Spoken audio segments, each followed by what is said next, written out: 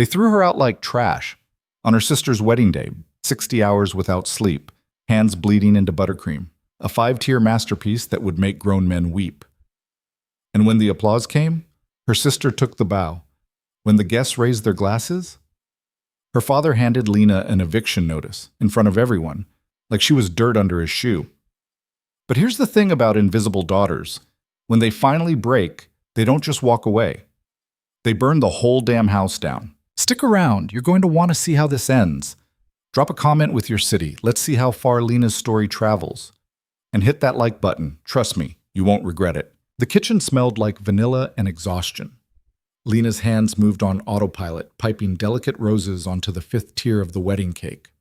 Her fingers trembled, not from nerves, but from the kind of fatigue that makes your bones feel hollow. 60 hours. No sleep. Just her, 4 industrial ovens, and the endless grinding pressure of making something perfect for people who would never see her standing behind it. She stepped back, squinting under the fluorescent lights. The cake was ridiculous. 7 feet tall, 5 tiers of champagne-flavored sponge with raspberry filling, wrapped in fondant so smooth it looked like porcelain. Hand-sculpted sugar flowers cascaded down one side, each petal dusted with edible gold. It was the kind of cake that belonged in magazines, the kind that made brides cry and photographers scramble for the best angle. It was also the kind of cake that would have cost $30,000 anywhere else. Her sister was getting it for free. "Lena!" The voice cut through the quiet like a knife. Lena didn't flinch. She'd learned not to, but her jaw tightened as her mother swept into the kitchen, already dressed for the wedding in a pale blue gown that probably cost more than Lena had seen in the last 6 months. "Is it done?" Her mother didn't look at her. She looked at the cake, circling it like a shark, inspecting every detail with the kind of scrutiny she reserved for things that mattered. "The Ashfords will be here in 3 hours. If this isn't perfect, it's perfect." Lena's voice came out flat. She was too tired to put any feeling into it. Her mother's eyes narrowed. "Don't use that tone with me." Lena didn't respond. She turned back to the counter, reaching for the box of ribbon she'd hand-dyed to match the bridesmaids' dresses. Her mother hovered for another moment, radiating disapproval, then swept back out without another word. The silence returned. Lena exhaled slowly, her hand shaking as she threaded the ribbon through her fingers. 3 hours. She could do this. She just had to hold on for 3 more hours, get through the ceremony, survive the reception. Then she could collapse in her room, the tiny room in the attic that her father had grudgingly let her keep after her mother insisted she contribute to the household by doing all the baking for family events. For free, of course. Family didn't charge family. Family also didn't pay rent, apparently, or acknowledge effort, or say thank you. Lena tied off the ribbon and stepped back one final time. The cake gleamed under the lights, flawless and untouchable. Just like her sister. Just like everyone else in this family. Just like Lena would never be. The Ashford estate was the kind of place that made you feel poor just by looking at it. Lena stood at the edge of the garden, half hidden behind a column, watching the guests arrive in their tailored suits and designer gowns. She didn't belong here. She was wearing a plain black dress, something she'd pulled from the back of her closet, because it was the only thing that didn't have flower stains, and her hair was pulled back in a bun that she'd barely had time to fix. She looked like the help. Which, technically, she was. "There you are." Lena turned to find her sister gliding toward her, resplendent in a wedding dress that probably cost more than a car. Claudia looked perfect, as always, golden hair swept up in an intricate style, makeup flawless, diamonds glittering at her throat. She looked like a princess. She looked like someone who had never worked a day in her life. "Did you see it?" Claudia's eyes were bright, her smile wide. "Everyone's losing their minds over the cake. The photographer wants to do a whole shoot with it before we cut it." Lena forced a smile. "That's great." Mrs. Ashford actually teared up when she saw it. She said it was the most beautiful cake she'd ever seen. Claudia laughed, delighted. "I knew you could pull it off." Something twisted in Lena's chest. "You knew I could." "Of course." Claudia reached out, squeezing Lena's hand. Her grip was light, careless. "You're so talented. I'm so lucky to have you as my sister." Lucky. Lena pulled her hand back, tucking it behind her. "I should get back to the kitchen. Make sure everything's ready for... Oh, don't worry about that. The caterers have it covered. Claudia waved a hand, dismissive. You should come sit with the family. Enjoy the ceremony. Lena almost laughed. I'm fine. Suit yourself. Claudia's attention was already drifting, her eyes scanning the crowd for someone more important to talk to. She started to turn away, then paused, glancing back. Oh, and Lena? Try to smile a little. You look miserable. She floated off, trailing perfume and easy confidence. Lena stood there, rooted to the spot, her nails digging into her palms. The garden was full of people laughing, drinking champagne, celebrating a love story that had been orchestrated and funded by their father's money and their mother's social climbing. Somewhere in the crowd, a string quartet was playing. The air smelled like roses and wealth, and Lena wanted to scream. Instead, she turned and walked back toward the kitchen. What? The ceremony was unbearable. Lena watched from the back, standing near the service entrance where the catering staff moved in and out like ghosts. Her father walked Claudia down the aisle, his chest puffed out with pride, his smile wide and self-satisfied. Her mother dabbed at her eyes with a lace handkerchief, the picture of maternal emotion. The groom, some finance guy with perfect teeth and a trust fund, looked appropriately nervous and adoring. It was a fairy tale, and Lena was the troll under the bridge. When it was over, the guests moved to the reception hall, a massive tent strung with lights, filled with round tables draped in silk and centerpieces that probably cost more than Lena's entire wardrobe. The cake sat at the center of it all, spotlighted like a work of art. Lena's work of art. She found a seat at the far edge of the room, at a table filled with distant cousins who barely acknowledged her. That was fine. She didn't want to talk to anyone anyway. She just wanted to get through this, get home, and sleep for 3 days straight. The speeches started. The best man cracked jokes. The maid of honor cried. Claudia and her new husband looked at each other like they'd invented love. And then her father stood up. Thomas Hartwell was a big man, the kind who took up space just by existing. He'd made his fortune in real estate, built an empire on the backs of people who couldn't afford to say no to him. He was respected, feared, and completely aware of both. He tapped his glass, and the room fell silent. I want to thank everyone for being here today, he began, his voice booming. Seeing my daughter marry such a fine young man is one of the proudest moments of my life. Applause. Lena stared at her water glass. Claudia has always been special, her father continued. Talented, beautiful, driven, she's everything a father could hope for. More applause. Lena's chest tightened. And of course, I have to give credit where credit is due. Her father gestured toward the cake. That masterpiece you see behind me? That's all Claudia. She spent weeks planning it, working with the best bakers in the city to bring her vision to life. Lena's head snapped up. No. She's got an incredible eye for detail, her father went on, beaming. Just look at those flowers, each one handcrafted. That's my girl. The room erupted in applause. Claudia stood waving, soaking in the praise like sunlight. She blew a kiss toward the cake, then toward her father. Lena couldn't breathe. Weeks planning it. Best bakers in the city. Her vision. 60 hours. Bleeding hands. Lena's vision. She stood abruptly, her chair scraping against the floor. A few people glanced her way, but most were still clapping, still focused on Claudia's radiant smile. Lena pushed through the crowd, her pulse pounding in her ears, her vision blurring at the edges. She made it to the hallway outside the tent before her knees gave out. She was still sitting on the floor, back against the wall, when her father found her. Lena. His voice was sharp. What the hell are you doing out here? She looked up at him, and for a moment she almost told him, almost said, that was my cake. I made it. I spent 60 hours on it, and you just let Claudia take credit like it was nothing. But she didn't, because she knew what he'd say. Don't be dramatic. You're part of the family. We all contribute. Stop making everything about you. So instead she said, I needed some air. Her father's expression hardened. Get up. You're embarrassing yourself. Lena stayed where she was. I'm fine here. I said, get up. Something in her snapped. No. Her father blinked like he wasn't sure he'd heard her correctly. Excuse me? I said no. Lena pushed herself to her feet, her legs unsteady but her voice stronger. I'm not going back in there. His face darkened. You're going to walk back into that reception, sit down, and stop acting like the child. Or what? The words came out before she could stop them. You'll kick me out. Oh, wait, you're already doing that. His jaw tightened. We talked about this. You talked. I listened, like always. Lena's voice cracked, but she didn't stop. You told me I had 2 weeks to find a new place. You handed me an eviction notice like I'm some tenant you're tired of dealing with. You're 26 years old, Lena. You should have your own place by now.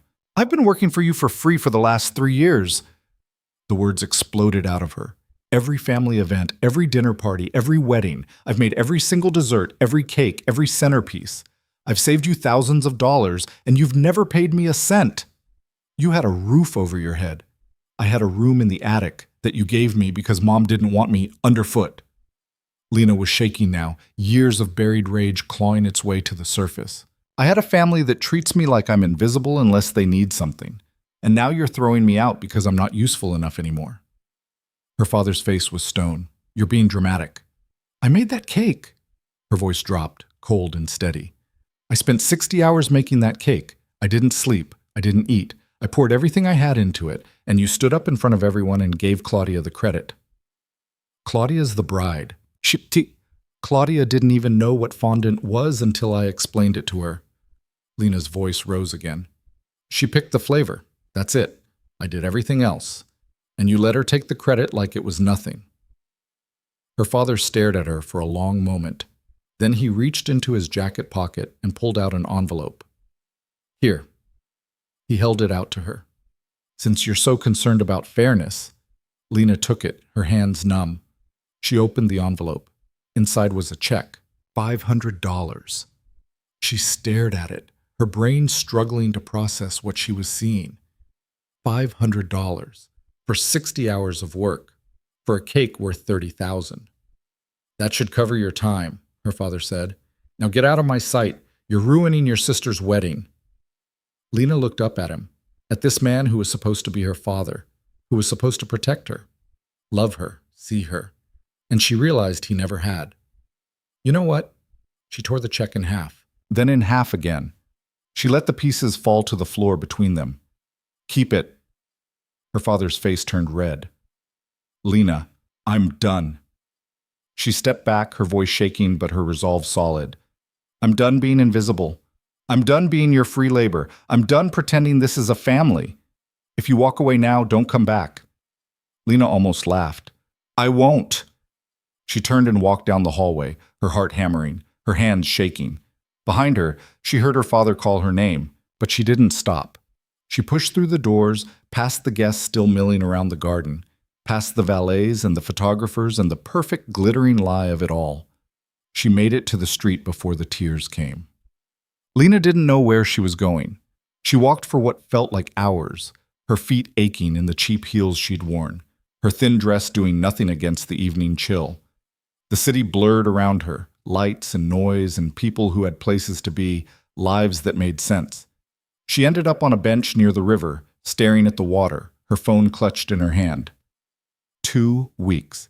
She had 2 weeks to find a place, pack up her life, and figure out what the hell she was going to do. She had some savings, not much, barely enough to cover a security deposit, but no job, no references, no plan. She pulled up her contacts, scrolling through the short list. A few old classmates she hadn't talked to in years. A cousin who lived 3 states away. No one she could call. No one who would care. And then she saw it. Victor Hale. She stared at the name, her thumb hovering over it. She'd met him exactly once, 6 months ago, at some charity gala her father had dragged her to. She'd been serving drinks, because of course she had, and he'd been standing at the bar, watching the room with the kind of detached amusement that came from knowing you were the most dangerous person in it. Victor Hale was a name people whispered. A businessman, they called him, though everyone knew his empire was built on things that happened in shadows. He owned half the city, controlled the other half, and didn't bother pretending otherwise. He'd asked for a bourbon. Lena had poured it, and then he'd said, "You don't belong here." She'd looked up, startled. He was watching her with dark eyes that seemed to see straight through her. "Excuse me?" "You." He gestured with his glass. You're smart, you're capable, and you're wasting your time playing servant for people who don't deserve you. Lena had stared at him, speechless. He'd pulled out a business card, sliding it across the bar. If you ever get tired of being invisible, call me. She'd taken the card, more out of shock than anything else. And then he'd walked away, disappearing into the crowd. She'd kept the card. She didn't know why. And now, sitting on a bench with nowhere to go and no one to call, she pulled it out of her wallet. It was simple. Black with silver lettering. Just a name and a number. Victor Hale. She stared at it for a long time, her heart pounding. This was insane. She didn't know him, didn't know what he wanted or why he'd given her that card. Calling him could be the worst decision of her life. But then again, what did she have to lose? Her hands shook as she dialed the number. It rang once, twice. On the third ring, he picked up. Lena Hartwell. His voice was low, smooth, faintly amused. I was wondering when you'd call. She opened her mouth, but no sound came out. Her throat was tight, her chest heaving. Where are you? He asked. She swallowed hard. I don't know. By the river. Stay there. His tone shifted. All business now. I'll come to you. You don't have to. I said stay there. He hung up. Lena sat there, clutching the phone, her mind spinning. What the hell had she just done? 20 minutes later, a black car pulled up to the curb. Lena stood slowly, her legs stiff, as the back door opened and Victor Hale stepped out. He looked exactly as she remembered. Tall, broad-shouldered, dressed in a dark suit that probably cost more than her entire life. His hair was black, streaked with silver at the temples, and his eyes were sharp, assessing. He looked at her for a long moment, taking in her tear-streaked face, her rumpled dress, the exhaustion radiating off her in waves. Get in the car, he said. Lena hesitated. You called me because you had nowhere else to go. His voice was calm, matter of fact. So get in the car, and we'll figure out what comes next. She stared at him, every instinct screaming that this was a bad idea. But he was right. She had nowhere else to go. So she got in the car. They drove in silence. Lena sat in the back seat, staring out the window, her hands folded in her lap. Victor sat beside her, his expression unreadable. The driver, a quiet man with scarred knuckles, navigated through the city streets without a word.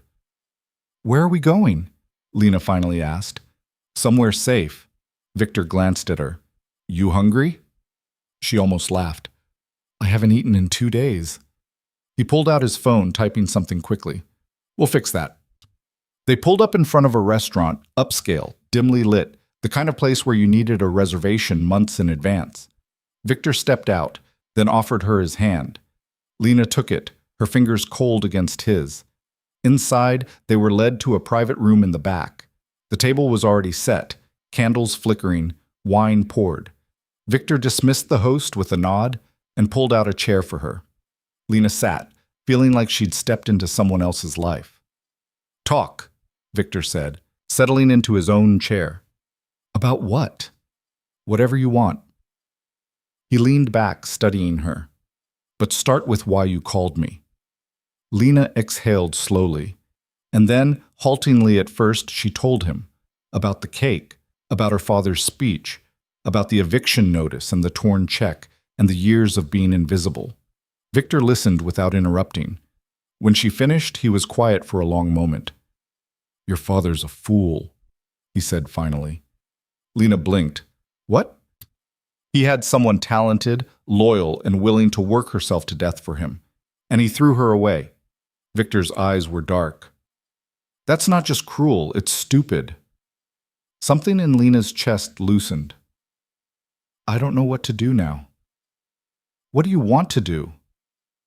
She stared at him. No one had ever asked her that before. Her voice caught. I want to build something that's mine, something they can't take credit for, something that proves I'm not nothing. Victor smiled. A slow, dangerous smile. Then let's build it. I don't have money. I don't have a space. I don't even have a place to live. I do. He leaned forward. I'll back you, give you the capital, the space, whatever you need. You build your business, make it successful, show everyone who underestimated you exactly what they lost. Lena's heart was racing. Why would you do that? Because I see potential where others see problems. His gaze held hers. And because I hate seeing talent wasted on people who don't deserve it. What's the catch? No catch. Victor's smile widened. Just a partnership. You build the business, I provide the resources. We split the profits. And when your family comes crawling back, and they will, you get to watch them beg. Lena stared at him, her mind spinning. This was crazy, reckless, possibly the worst decision she'd ever make. But it was also the first time in her life someone had looked at her and seen something worth investing in. Okay, she whispered. Victor raised his glass. To new beginnings. Lena picked up hers, her hands shaking. To new beginnings. They clinked glasses. And somewhere across the city, in a tent full of people who'd never seen her, Lena Hartwell's old life continued without her. But she didn't care, because for the first time in 26 years, she was about to become visible. They drank to new beginnings, but Lena barely tasted the wine. Her mind was spinning, caught between the wreckage of her old life and the terrifying possibility of what Victor was offering. I don't understand, she said finally, setting down her glass. Why me? You could back anyone. Someone with experience, connections, actual business plan. All I have is talent. Victor cut her off. And hunger. Those are the only things that matter. That's not enough. It's everything. He leaned forward, his eyes intense. I've watched a lot of people fail, Lena. You want to know why? Because they had everything handed to them. They never learn to fight. They fold the first time something goes wrong. He paused. You've been fighting your whole life. That doesn't go away just because you finally have resources. Lena looked down at her hands, still flour-stained under the nails despite washing them twice. What if I mess this up? Then you mess it up. Victor's voice was matter-of-fact. And we figure it out and try again. That's how this works. You make it sound simple. It's not simple. It's hard as hell. But simple and easy aren't the same thing. He signaled for the waiter, who appeared instantly with menus. Now eat something before you pass out. We've got work to do. The food came. Expensive, perfectly plated things that Lena normally would have been too intimidated to touch. But she was starving, and Victor was right. She needed to eat. Between bites, they talked. Victor asked questions, what kind of business she wanted, what her vision was, what scared her most. Lena answered haltingly at first, then with more confidence as the food settled in her stomach and the initial shock wore off. I want a bakery, she said, but not like the big commercial ones. Something small, personal, where people come because they know the work is good, not because it's cheap or convenient. Specialty work, Victor said, nodding. High-end clientele, wedding cakes, custom orders, things that matter to people. Lena's voice grew stronger. I'm good at that. Making something beautiful that marks a moment in someone's life. You are good at that. Victor pulled out his phone, typing something. I know a property, good location, reasonable rent. It's been sitting empty for 6 months. Owner owes me a favor. Victor, I can't. You're not asking me for a favor. I'm offering you an investment opportunity. He looked up from his phone. There's a difference. I put up the capital, you build the business, we split the profits. Standard partnership. Lena's head was swimming. How much are we talking about? Victor named a figure that made her stomach drop. That's insane. I can't. You can. His tone left no room for argument. And you will. Because if you don't, you'll end up working for someone else, making them rich while you scrape by. I'm not going to watch that happen. Why do you care? The question burst out before she could stop it. You don't know me. We met once for 5 minutes. Why are you doing this? Victor was quiet for a long moment. When he spoke, his voice was different, softer, more personal than she'd heard it. When I was 19, I had nothing. No money, no family, no options. I was sleeping in my car trying to figure out how to eat. He stared at his wine glass. Someone took a chance on me, gave me a job when no one else would, taught me how business worked. And when I was ready, He backed my first deal. What happened to him? He died. Heart attack 10 years ago. Victor's jaw tightened. But before he did, he told me something. He said the only way to pay back what he'd done for me was to do it for someone else, to find someone with potential and give them a shot. Lena felt her throat tighten. So this is, what, paying it forward? Call it what you want. Victor met her eyes. I see something in you, Lena. Something your family was too stupid to recognize, and I'm not going to let it go to waste. The waiter came back to clear their plates. Lena sat there, feeling like she was standing on the edge of a cliff, about to jump. Okay, she said quietly.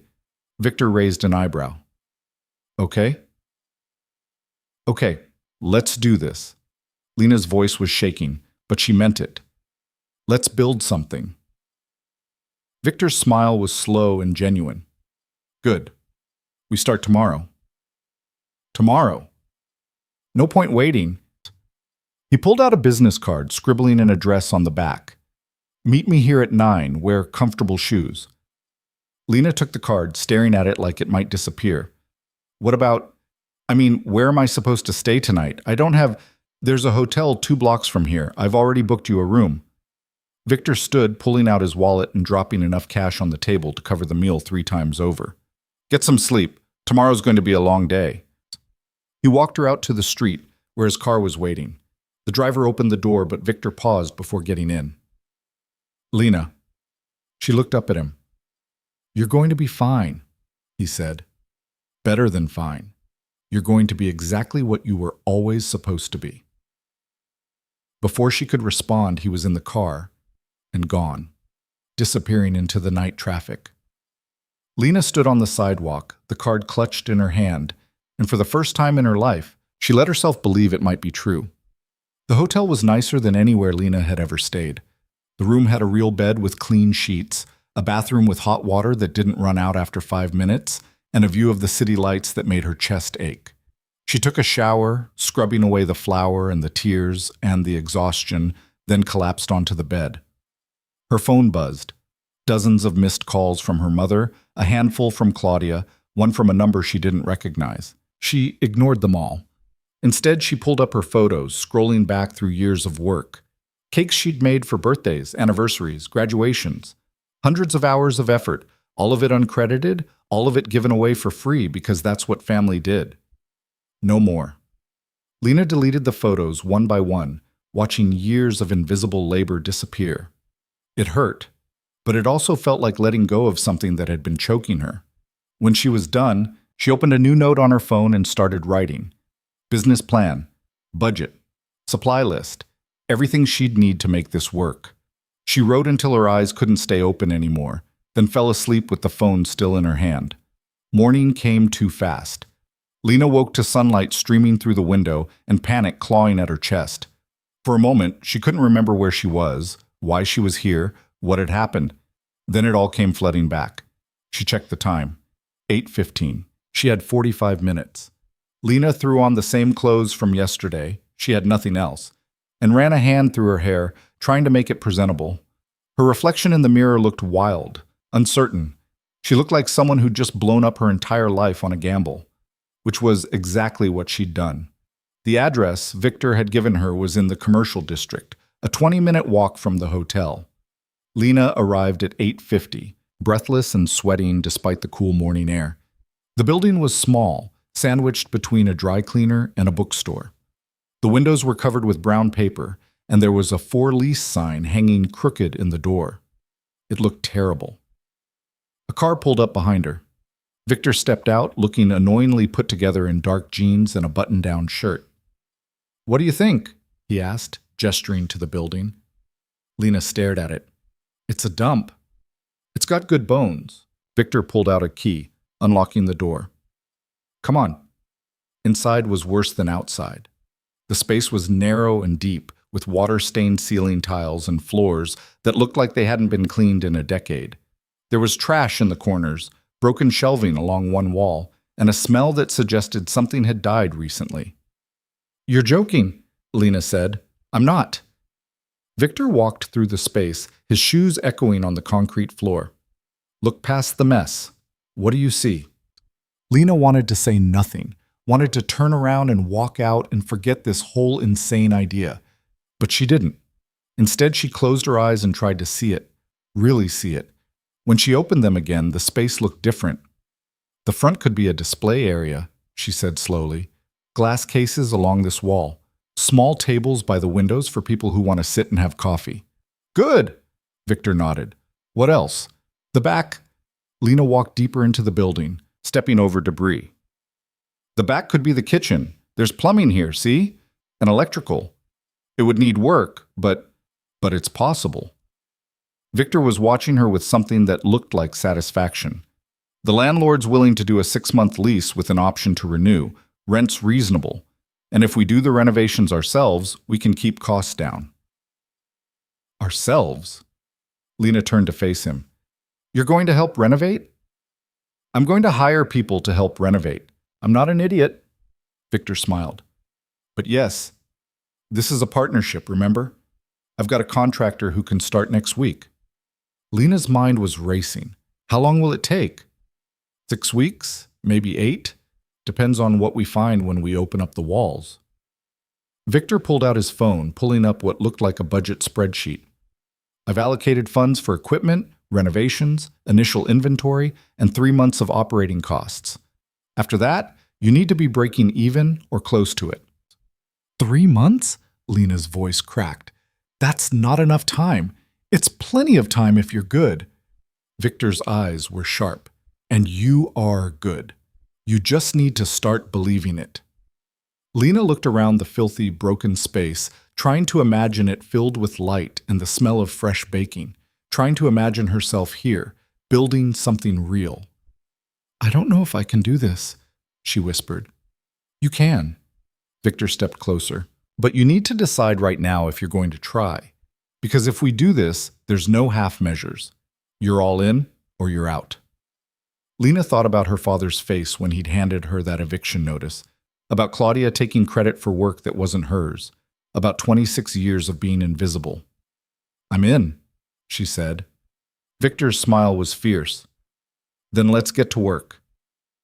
The next 6 weeks were the hardest of Lena's life. She spent her days at the shop, watching contractors tear down walls and rebuild them, arguing with electricians about outlet placement, agonizing over paint colors and flooring materials. She spent her nights in a tiny studio apartment Victor had helped her find, sketching designs for display cases and testing recipes in a kitchen barely big enough to turn around in. Money was tight even with Victor's backing. Every decision felt massive, weighted with the knowledge that if she got it wrong, she'd be proving her father right. But she kept going. Victor showed up most days, sometimes for hours, sometimes just for a few minutes. He'd stand at the edge of the construction zone, arms crossed, watching her make decisions. He rarely offered advice unless she asked, but when she did, it was always practical, always useful. You're thinking too small, he said one afternoon when she showed him her planned menu. You've got 20 items here, cut it in half. But people want options. People want things done well. You can't do 20 things well when you're just starting out. Pick 10. Master those. Add more later if you need to. Lena looked at the list, her throat tight. He was right, but cutting it felt like giving up. Which ones? She asked. That's your call. I'm not the baker. Victor's expression softened. But if it helps, ask yourself which ones you'd be proud to put your name on. The rest don't matter. She cut the menu to 8 items. It hurt, but it also felt right. Money ran out faster than she'd expected. The renovations hit snags. Old pipes that needed replacing, wiring that wasn't up to code, a ceiling that partially collapsed when they removed a wall. Each problem ate into the budget, and Lena watched the numbers dwindle with growing panic. We're going to run out, she told Victor one night. They were sitting in the half-finished shop surrounded by sawdust and paint cans. The money. We're going to run out before we even open. So we get more. Victor was reviewing invoices on his phone, unconcerned. I can't ask you for more, Kim. You're not asking. I'm offering. He looked up. This happens, Lena. Renovations always cost more than you think. It's built into my projections. You projected for this? I projected for worse. Victor stood, brushing dust off his jeans. Stop panicking and trust the process. I don't know how to do that. Then learn. His voice was firm, but not unkind. Because panic doesn't fix anything. Action does. He was right. Lena hated that he was right, but he was. She focused on what she could control, finalized the equipment orders, hired a part-time assistant, a recent culinary school graduate named Maya, who was willing to work for cheap in exchange for experience, designed the logo and the signage and the packaging for takeaway orders. Every decision felt huge. Every choice felt like it could sink her, but slowly the shop started to take shape. The walls were painted a soft cream color. The floors were redone in warm wood.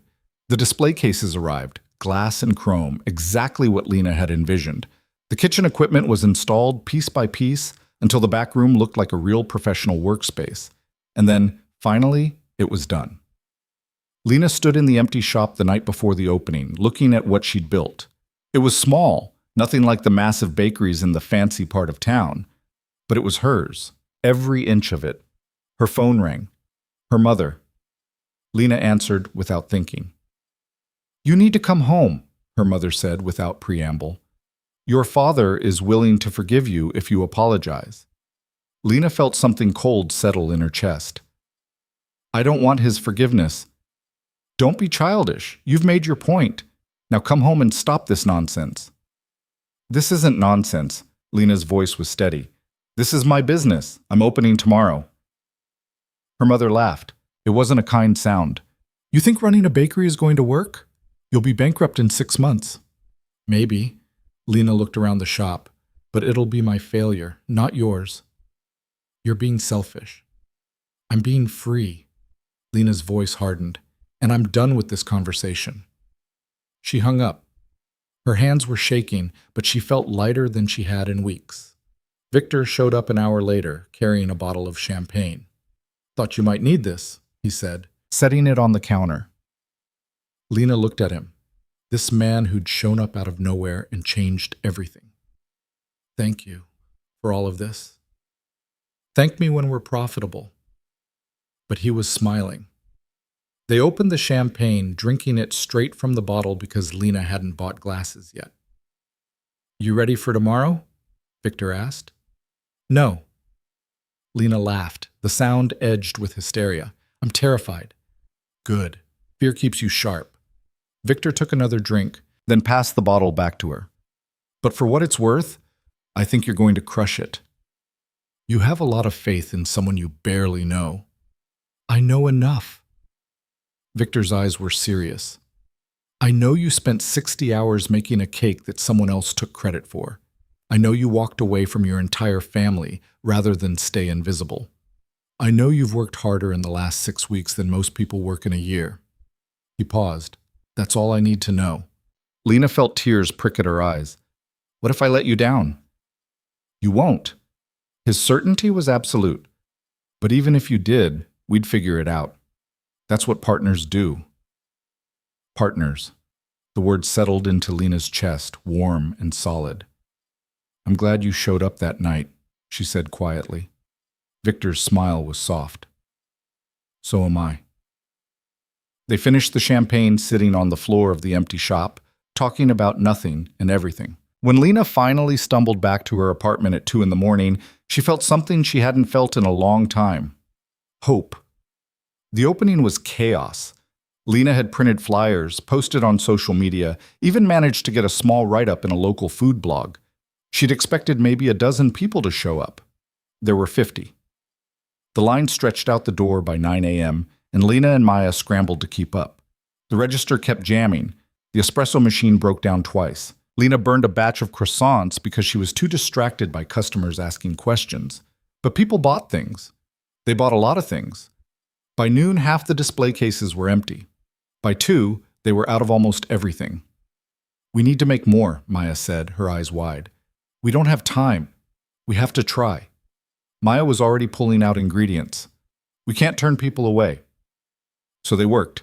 Lena mixed and baked and decorated while Maya handled the front, and somehow they made it work. It wasn't perfect. Orders got mixed up. Customers had to wait longer than they should have, but no one seemed to mind. At closing time, Lena collapsed against the counter, exhausted and exhilarated. "We did it," Maya said, grinning. "We did." Lena looked at the cash register, at the receipts piled beside it. "We actually did it." Victor showed up just as they were locking up. "How'd it go, he asked. Lena handed him the day's receipts without a word. He scanned them, his eyebrows rising. "This is good?" Lena's voice was tentative. "This is better than good." Victor looked up, something like pride in his eyes. "This is excellent. If you can maintain even half of this, you'll be profitable in 2 months." Lena felt tears spring to her eyes. "Really? Really?"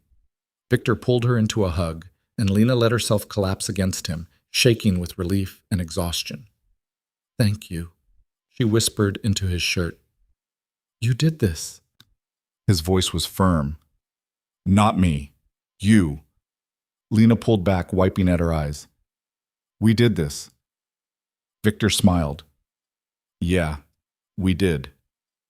The first week was brutal. Lena worked 16-hour days, barely sleeping, barely eating. Her hands were covered in burns and cuts. Her feet ached constantly, but the customers kept coming. Word spread. The food blogger came back and wrote a glowing review. A local magazine mentioned them in a roundup of new businesses. Someone posted a photo of one of Lena's cakes on social media, and it went semi-viral. Orders started coming in. Birthday cakes, anniversary cakes, a wedding cake for a couple who'd seen Lena's work online. Lena worked until her vision blurred, until she couldn't remember what day it was.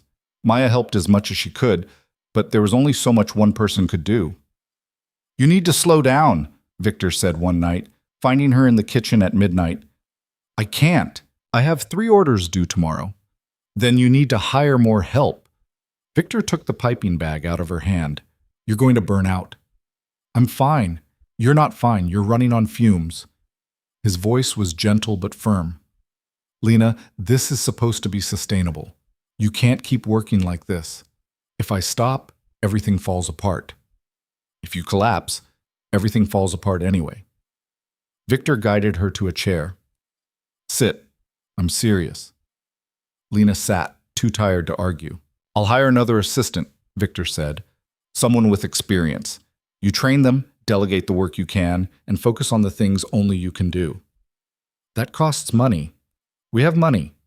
The shop's profitable." Victor crouched in front of her. "Let me help you, Lena. That's what I'm here for."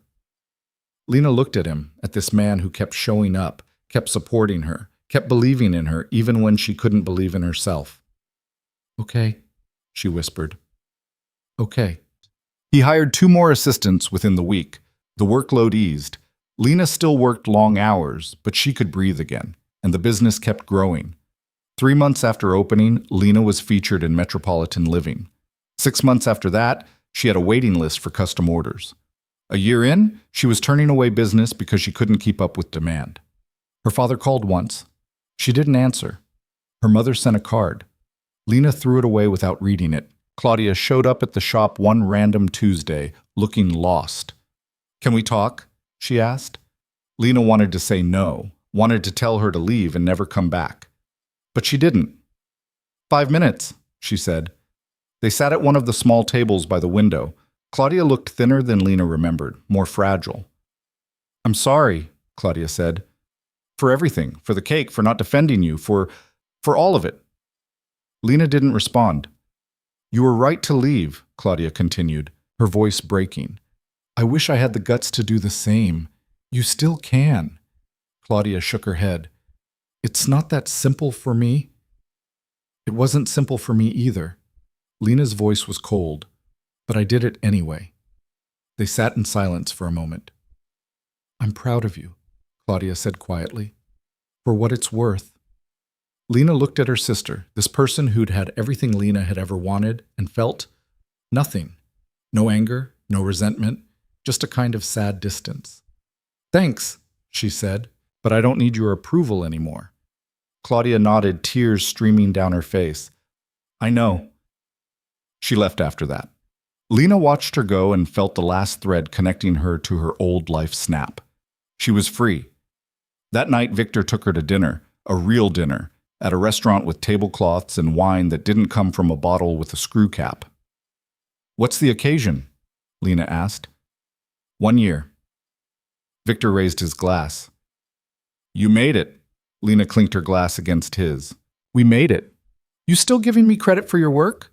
Victor's smile was teasing. "Always." Lena took a sip of wine. "I wouldn't be here without you. You'd be here. Maybe it would have taken longer, but you'd have found a way." Victor's expression grew serious. "You're stronger than you think, Lena." "I'm starting to believe that." "Good."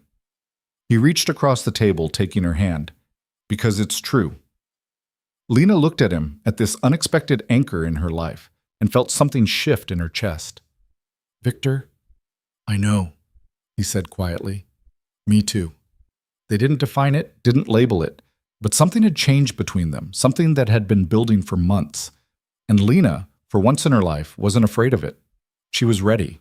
The first brick came through the window at 2 a.m. Lena was in the kitchen, in her shop, the one she'd spent 3 months building from nothing when she heard the crash. Glass exploded across the floor, glittering under the work lights like scattered diamonds. She dropped the piping bag she'd been holding, her heart slamming against her ribs. For a moment, she just stood there, frozen, staring at the brick lying in the middle of her prep area, surrounded by shards of glass and the remnants of the lemon tart she'd been working on. Then she heard the voices outside. "That's what you get, you ungrateful bitch!" Male, drunk, angry. Lena's hands started shaking. She reached for her phone, but before she could dial, she heard footsteps, running, then the squeal of tires as a car peeled away from the curb. Silence. She stood there in the wreckage of her kitchen, her pulse thundering in her ears, and felt something cold settle in her chest. This wasn't random. She knew exactly who'd sent them. By the time Victor arrived 20 minutes later, Lena had already swept up most of the glass. Her hands were bleeding. She'd cut herself on a shard and hadn't noticed until she saw the red smears on the broom handle. But she kept working, kept moving, because if she stopped, she'd fall apart. "Lena." She looked up to find him standing in the doorway, his expression dark. He took in the scene, the broken window, the ruined tart, the blood on her hands, and something dangerous flickered across his face. "I'm fine," she said before he could ask. "You're bleeding." "It's just a cut." Victor crossed the room in 3 strides, taking the broom from her hands and setting it aside. He caught her wrist, examining the gash across her palm. "This needs stitches." "It's fine." "It's not fine." His voice was calm, but there was steel underneath. "Who did this?" Lena pulled her hand back, wrapping it in a dish towel. "I don't know. I didn't see them." "Don't lie to me." She met his eyes. "My father." Victor's jaw tightened. "You're sure?" "I'm sure." Lena's voice was flat. "He's been calling me for the last 2 weeks, leaving messages, telling me I'm making a mistake, that I'm embarrassing the family, that I need to come home and apologize. And you ignored him." "What was I supposed to do?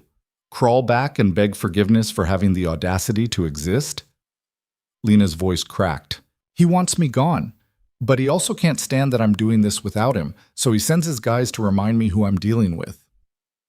Victor was quiet for a long moment. Then he pulled out his phone. "What are you doing?" Lena asked. "Making a call." "Victor, you're not doing this alone." He held up a hand, cutting her off. "I told you I'd back you. That includes protection." "I don't need—" "Yes, you do." His eyes were hard. "Your father just escalated. If you don't respond, he'll keep pushing, and next time it won't be just a brick." Lena wanted to argue, but she couldn't because he was right. The call was brief. Victor spoke in low tones, his words clipped and precise. When he hung up, he turned back to her. "I'm putting security on the shop. 2 guys, rotating shifts. They'll be here by morning." "I can't afford—" "You're not paying for it." Victor's tone left no room for argument. "This is on me." Lena stared at him, her throat tight. "Why are you doing this?" "Because you're worth protecting." He said it like it was obvious, like she should already know. Something in Lena's chest twisted. No one had ever said that to her before. "Come on." Victor gestured toward the door. "Let's get that hand looked at." "I have work." "It can wait." He picked up her coat, holding it out. Don't make me carry you out of here. Lena almost smiled despite everything. You wouldn't?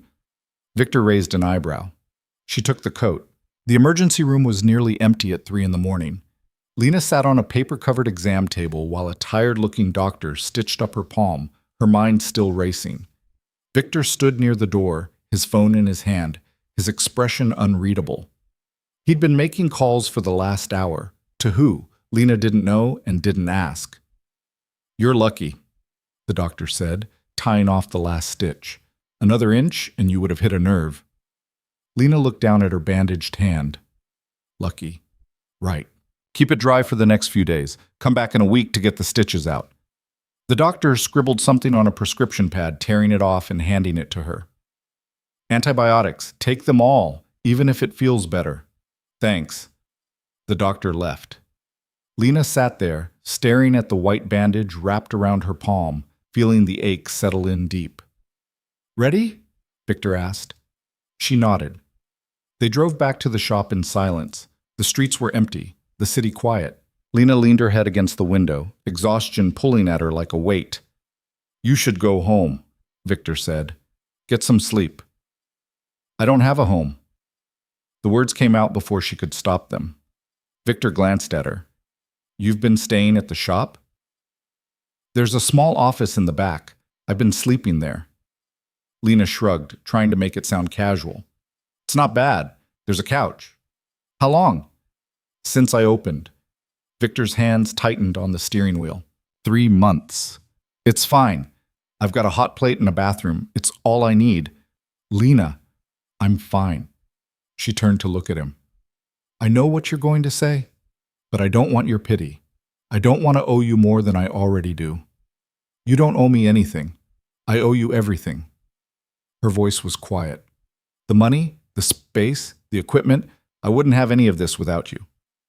Victor pulled the car over to the curb, putting it in park. He turned to face her, his expression serious. You built this, he said. I gave you capital. You did the work. You turned a failing storefront into a business that's booked solid for the next 2 months. You did that, not me. Lena's throat tightened. It doesn't feel like enough. It is. Victor's voice was firm. And your father knows it. That's why he's trying to tear you down. Because you proved him wrong. Lena looked away, her eyes burning. He's not going to stop. Neither are you. She almost laughed. You sound pretty sure about that. I am. Victor reached over, his hand covering hers, the unbandaged one. His grip was warm, solid. You walked away from everything. You started over with nothing. You built something real. That takes strength most people don't have. Or stupidity. Same thing sometimes. He smiled just a little. But you're not stupid, Lena. You're a fighter, and fighters don't quit just because someone throws a brick. Lena looked at him, at this man who'd shown up in her life like a storm and refused to leave, and felt something shift in her chest. Something that scared her more than her father's threats ever could. Thank you, she whispered. Victor's thumb brushed across her knuckles. Don't thank me yet. This is just the beginning. By morning, there were 2 men standing outside her shop. Lena arrived just after dawn, bleary-eyed and running on 3 hours of sleep, to find them waiting. Both were big. Both looked like they could break a person in half without breaking a sweat. And both nodded at her as she approached. Miss Hartwell, the taller one said. I'm Marcus. This is Dimitri. Mr. Hale sent us. Lena glanced between them. I don't need bodyguards. Not bodyguards, Marcus said evenly. Security. We're here to make sure no one bothers you or your business. And if someone tries? Marcus smiled. It wasn't a friendly smile. They won't try twice. Lena should have been nervous. Should have questioned what kind of men Victor had sent, what they'd done before this, what they were capable of doing. But all she felt was relief. Okay, she said. Thank you. Dimitri, who hadn't spoken yet, gave her a small nod. We'll stay out of your way. They did. For the most part, they were ghosts, standing outside watching the street, blending into the background. Customers barely noticed them. But Lena felt their presence like a shield, And for the first time in weeks, she didn't flinch every time she heard a car door slam. The orders kept coming. Wedding cakes, birthday cakes, custom desserts for corporate events. Lena worked 18-hour days, her hands moving on autopilot, her mind focused on nothing but the next task, the next deadline, the next proof that she wasn't a failure. She hired an assistant, a quiet girl named Maya, who had just graduated from culinary school and was willing to work for cheap in exchange for experience. Maya was good, fast learner, steady hands, didn't ask too many questions. Lena liked her immediately. "Your dad's been calling again," Maya said one afternoon, wiping down the counter. "He left another message." Lena didn't look up from the fondant she was rolling. "Delete it." "You sure?" He sounded, I don't know, upset. "He's always upset." Lena's voice was flat. "Delete it." Maya hesitated, then nodded. "Okay." But the calls didn't stop. Neither did the messages. "You're making a fool of yourself. This won't last. Come home before you ruin everything." Lena deleted them all. But they stayed in her head, echoing, gnawing at the edges of her focus. 2 weeks after the brick incident, her mother showed up.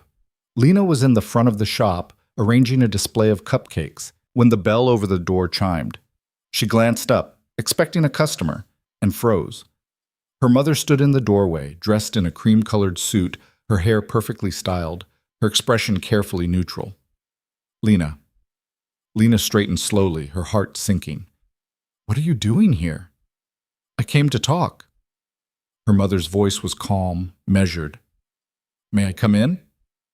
Lena wanted to say no, wanted to tell her to leave, to go back to her perfect house and her perfect life and leave Lena alone, but she didn't. "Fine," she said, "but I'm working." Her mother stepped inside, her eyes scanning the shop, the cases full of pastries, the small tables near the window, the chalkboard menu hanging on the wall. Her expression didn't change, but Lena saw the flicker of something in her eyes. Surprise, maybe. Or disappointment. "It's, quaint," her mother said finally. Lena's jaw tightened. "What do you want?" Her mother sighed, folding her hands in front of her. "Your father is furious. You know that, don't you?" "Good." "Lena, what do you want me to say?" Lena set down the cupcake she'd been holding, turning to face her mother fully. "That I'm sorry that I made a mistake? I'm not. And I didn't. You embarrassed him in front of everyone. He embarrassed me first." Lena's voice was cold. "He gave Claudia credit for my work. He kicked me out of the house. He sent people to vandalize my shop. So forgive me if I don't care about his feelings." Her mother's lips thinned. "You always were so dramatic. And you were always so blind." Lena crossed her arms. "Did you come here to defend him, or to actually talk to me?" Her mother hesitated. For a moment, Lena thought she saw something real in her eyes. Regret, maybe, or guilt. But then it was gone, replaced by the cool, composed mask she always wore. "He wants you to come home," her mother said. "He's willing to forgive you if you apologize." Lena laughed. It came out harsh, bitter. "Forgive me? For what? For having a spine? For being selfish?" Her mother's voice sharpened. "You left your family. You aligned yourself with a dangerous man. You're running a business that will fail within a year. It's not failing." Lena's voice cut through the air like a knife. "I'm booked solid for the next 3 months. I've had write-ups in 2 magazines. I'm making more money than I ever did working for free for you people." Her mother's expression flickered. "You can't sustain this. Watch me." They stared at each other, the silence heavy. "He won't let this go," her mother said quietly. "You know that. He'll keep pushing until you break. Then he doesn't know me as well as he thinks he does." Lena stepped closer, her eyes hard. "I'm not coming back. I'm not apologizing. And I'm not going to fail just to make him feel better about himself." Her mother's jaw tightened. "You're making a mistake." "Maybe, but it's my mistake to make." Lena moved to the door, opening it. "You should go." Her mother stood there for a moment, her composure cracking just slightly. Then she walked to the door, pausing in front of Lena. "He'll destroy you," she said softly. "If you keep this up, he'll make sure you lose everything." Lena met her eyes. "Let him try." Her mother left without another word. Lena stood in the doorway, watching her walk away, and felt something cold settle in her stomach. This wasn't over. The next attack came a week later. Lena was closing up for the night when Maya rushed in from the back, her face pale. "Lena, you need to see this." Lena followed her to the office, where her laptop sat open on the desk. On the screen was a review site, one of the big ones, the kind that could make or break a business. Her shop had 15 new one-star reviews, all posted within the last hour. Lena's blood ran cold as she read through them. Terrible service, rude staff, overpriced garbage, found hair in my cake. Disgusting. Owner is a fraud. Stole recipes from other bakeries. Do not order from here. Total scam. They were all fake. Lena knew that immediately. The accounts were brand new, the reviews written in almost identical language. But anyone reading them wouldn't know that. They'd see the one-star average and move on. "What do we do?" Maya asked, her voice shaking. Lena stared at the screen, her mind racing. She could report them, try to get them taken down, but that would take time. And in the meantime, her reputation would tank. "Call Victor," she said quietly. Maya blinked. "What?" "Call Victor. His number's in my phone." Maya grabbed the phone, dialing quickly. She handed it to Lena.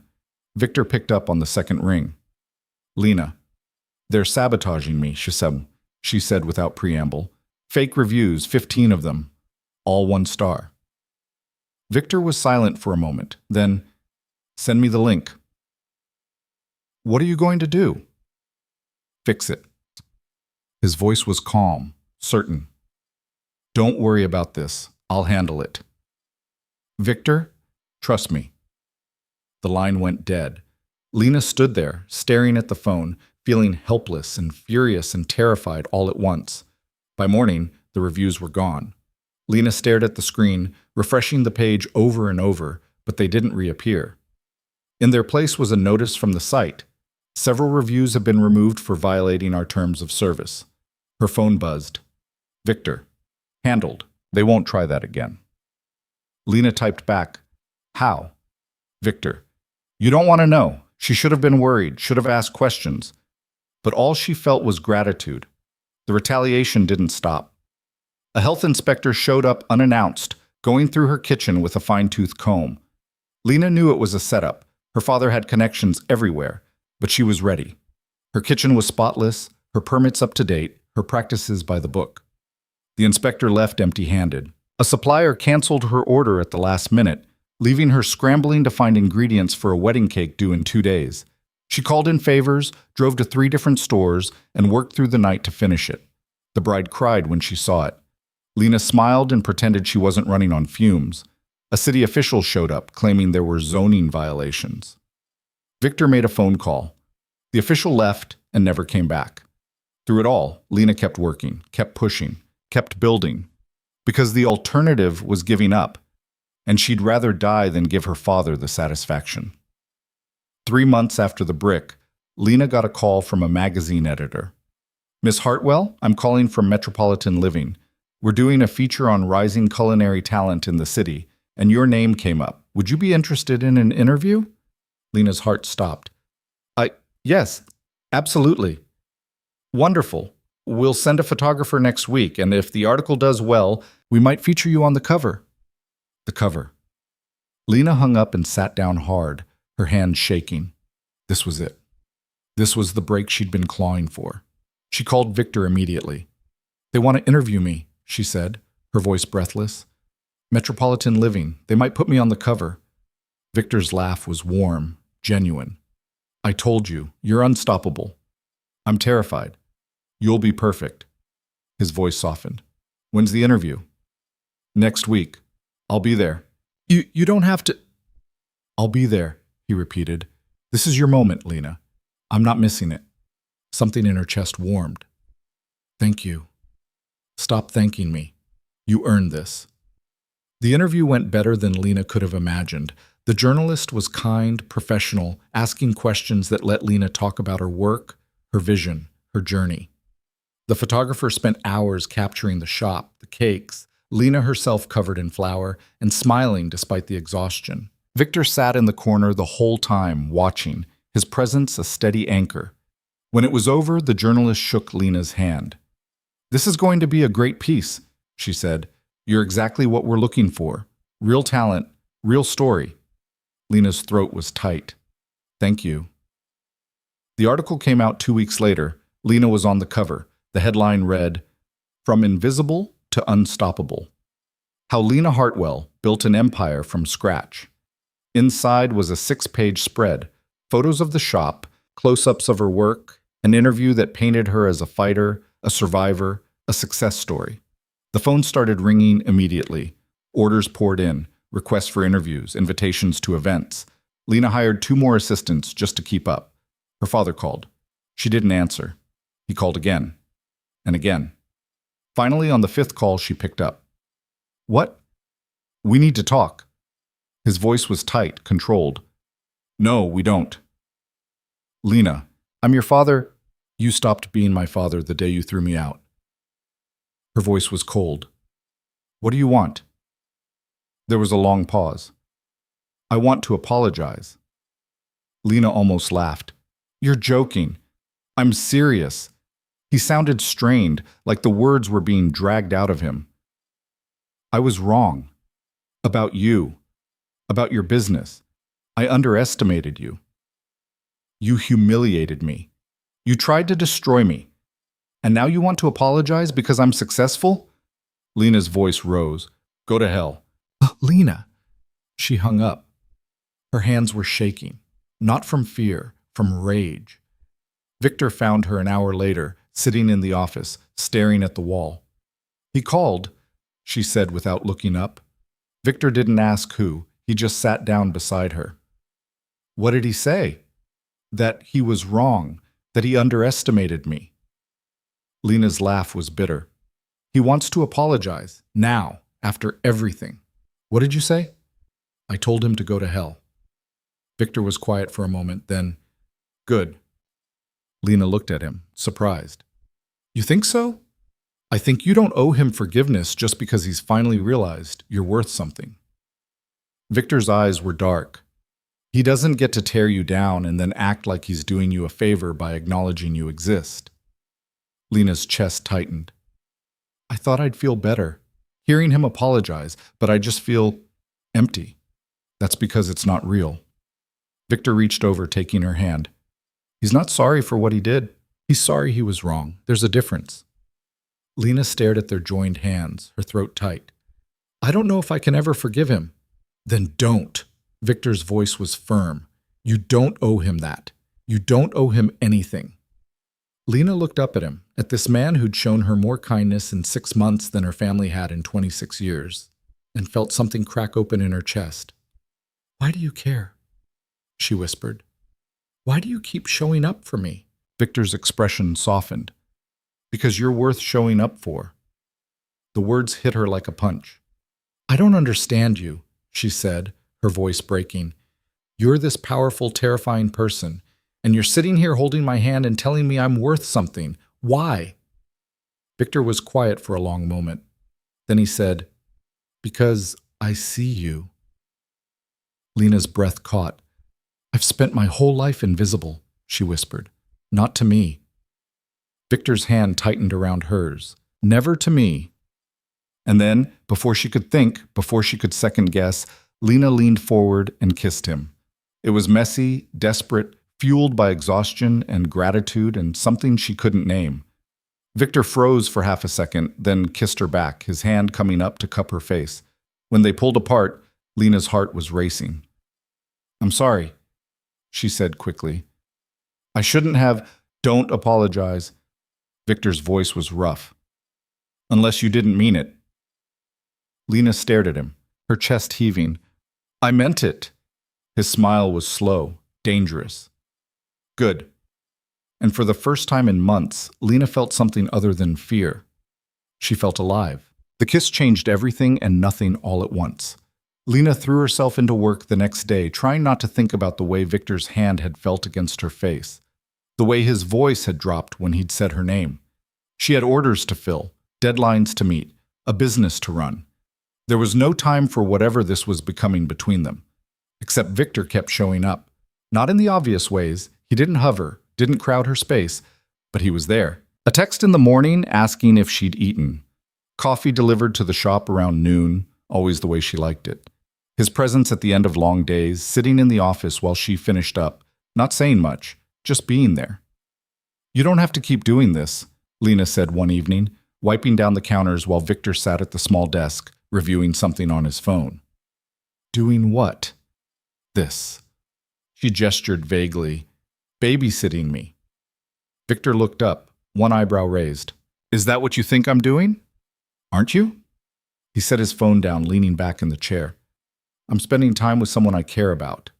That's not babysitting." Lena's hand stilled on the counter. "Victor, you can pretend that kiss didn't happen if you want," he said, his voice even, "but I'm not going to." Her heart hammered against her ribs.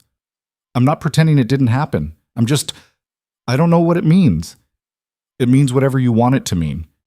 Victor stood, crossing the small space between them. "But I'm not going anywhere, Lena, whether you kiss me again or not."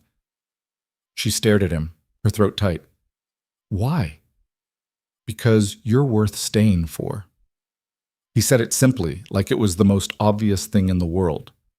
Lena's chest ached. "I don't know how to do this. Any of this. The business is one thing, but you—" She broke off, shaking her head. "You're complicated." "So are you." "That's not reassuring." Victor smiled, just a little. "It's not supposed to be, but it's honest." Lena looked away, her hands gripping the edge of the counter. "My father's going to lose his mind when he finds out." "He already lost his mind. This won't change anything. It'll make it worse. Let it." Victor's voice was firm. "You've spent your whole life worrying about what your family thinks. Maybe it's time to stop." Lena wanted to argue, but she couldn't because he was right. "Okay," she said quietly. Victor's expression softened. "Okay. Okay." She turned to face him fully. "But if this blows up in my face, I'm blaming you." "Fair enough." He reached out, tucking a strand of hair behind her ear. "For the record, I don't think it will." "You sound pretty confident." "I am." His hand lingered against her cheek. "You're stronger than you think, Lena." She leaned into his touch, her eyes closing. "I hope you're right." The next blow came from an unexpected direction. Lena was in the middle of decorating a 3-tier anniversary cake when Claudia walked into the shop. She looked different than she had at the wedding, less polished, more tired. Her hair was pulled back in a messy ponytail, and there were dark circles under her eyes. She stood in the doorway, her hands clutching her purse, her expression uncertain. "Lena." Lena's hands froze on the piping bag. She stared at her sister, her mind racing. "What are you doing here?" "I needed to talk to you." Claudia's voice was quiet, almost hesitant. Can I come in?" Lena wanted to say no, wanted to tell her to leave, to go back to her perfect life and her perfect husband and stay the hell out of Lena's world. But something in Claudia's expression stopped her. "Fine," Lena said, "but I'm working." Claudia stepped inside, her eyes scanning the shop the same way their mothers had. But her reaction was different. Her face softened, and something that looked almost like regret flickered across her features. "This place is beautiful," she said softly. Lena didn't respond. She turned back to the cake, focusing on the delicate roses she was piping along the edge. "Lena, Claudia stopped, her voice catching. "I'm sorry." Lena's hand slipped. The rose came out crooked, lopsided. She set down the piping bag, her jaw tight. "For what?" "For everything." Claudia's voice was thick. "For taking credit for your cake, for not standing up to Dad, for letting you feel like you didn't matter." Lena turned slowly, meeting her sister's eyes. "You're apologizing now? 6 months later?" "I know it's too late." "It is." Lena's voice was hard. "You watched Dad humiliate me. You stood there in your wedding dress and let everyone believe you made that cake. You didn't say a word." "I was scared." Claudia's eyes were wet. "I know that's not an excuse, but I was. He's been impossible.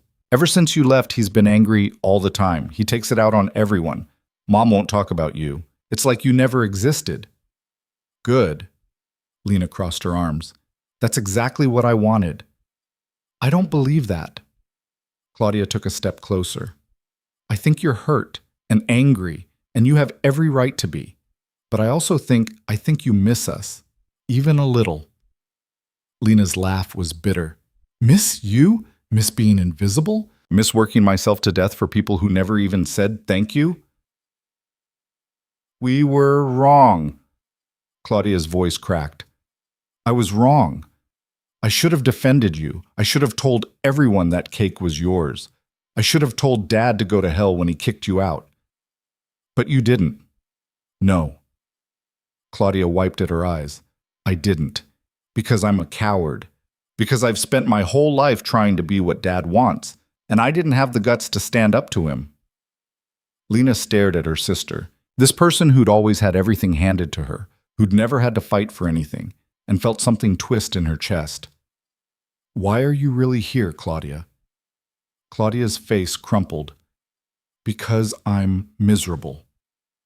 The words hung in the air. Lena blinked. What? I'm miserable. Claudia's voice was barely a whisper. My marriage is falling apart. My husband is never home.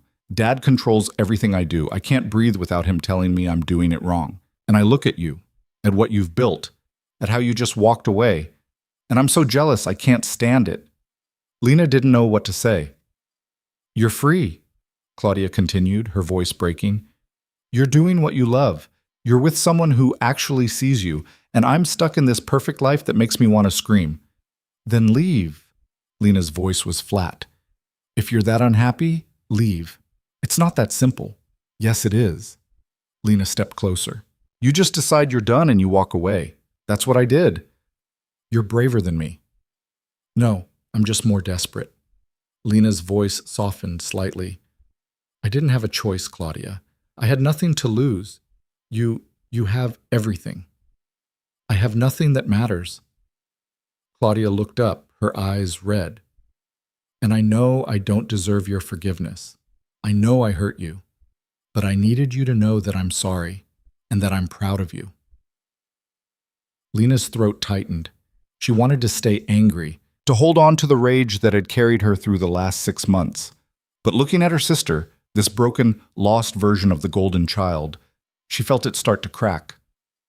I don't forgive you, Lena said quietly. Not yet. Maybe not ever. Claudia nodded, her face wet. I understand. But, Lena hesitated. If you want to talk, really talk, not just apologize and leave, you can come back. Claudia's eyes widened. Really? Don't make me regret it. Lena turned back to the cake. And don't tell Dad you were here. I won't.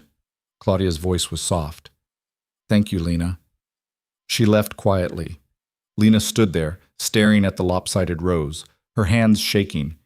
She didn't know if she'd done the right thing, but for the first time she felt like maybe, just maybe, her family wasn't entirely beyond saving. The problem was, not everyone agreed. Victor showed up that evening, his expression dark. He walked into the office without knocking, his jaw tight. Your sister was here. Lena looked up from her laptop. How did you know? Marcus told me. Victor crossed his arms. What did she want? To apologize. And you believed her? Lena bristled. I didn't say I believed her. I said that's what she wanted. Lena, don't. She stood facing him. Don't tell me I'm being naive. I know what my family is. But Claudia, she's not like my father.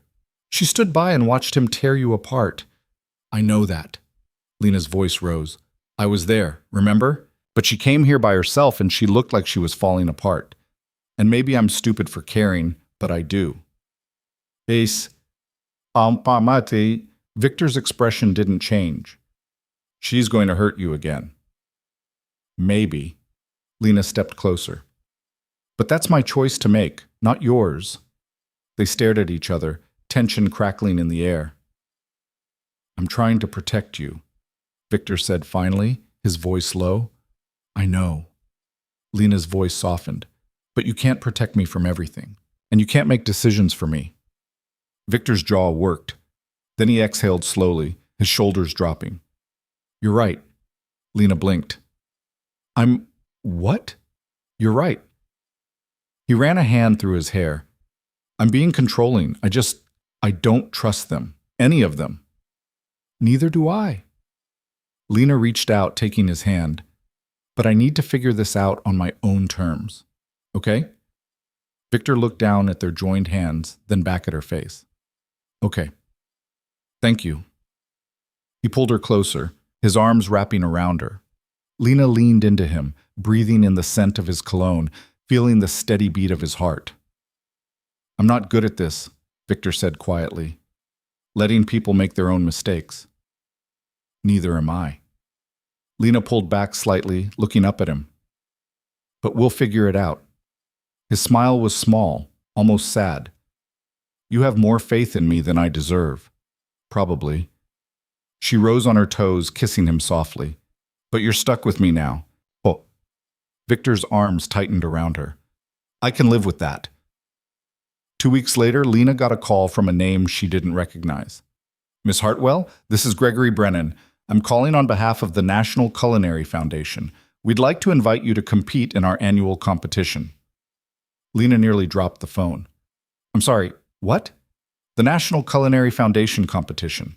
It's a week-long event where chefs and bakers from across the country compete for a grand prize of $250,000 and a feature in Culinary Excellence magazine.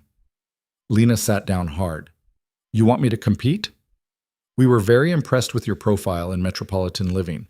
Your work is exactly the kind of innovative, passionate approach we're looking for. Gregory's voice was warm.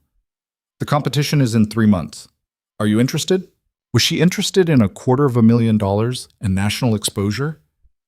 Yes, Lena said, her voice shaking. Absolutely yes. Wonderful. I'll send you the details. We're looking forward to seeing what you can do. When Lena hung up, her hands were trembling so badly she could barely hold the phone. Maya found her 5 minutes later sitting on the floor of the office, laughing and crying at the same time. Lena, what happened? I got invited to compete in the NCF competition. Maya's eyes went wide. The NCF? That's huge. I know. Lena wiped at her eyes. I know. You're going to win. I don't know about that. I do. Maya grinned. You're the best baker I've ever seen. You're going to destroy them. Lena wanted to believe her, but the fear was already creeping in. Fear of failing, of proving her father right, of losing everything she'd built. She called Victor. I'm competing in the NCF, she said as soon as he picked up. There was a pause. Then, that's incredible. I'm terrified. You should be. His voice was matter-of-fact. It's a national competition. The pressure's going to be insane.